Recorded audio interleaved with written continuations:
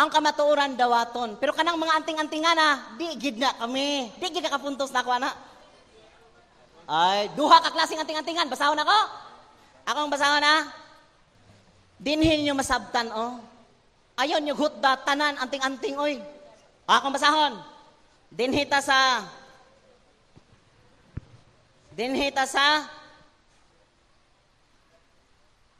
Genesis 1:3-5. Dili litra po litra. Unya mingon ang Dios mutungha ang kahayag og mitungha ang kahayag.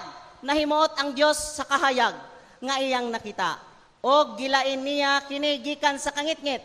Ginganlan niyag adlaw ang kahayag ong kangitngit ginganlag niyag gabi. Milabay ang kagabihon og miabot ang kabuntagon. Mao kadto ang unang adlaw. Dinhimis kahayag, dinhimis kaayuhan. Dili literally nga ako mabasa pero tuguteng ang masabot. Ilo. Na ang kahayag ug kangitngit wa mo tugot. Ni-react man ang kangit-ngit. Sa bro, stop sa bro. Kay nangit-ngita naman untaan eh.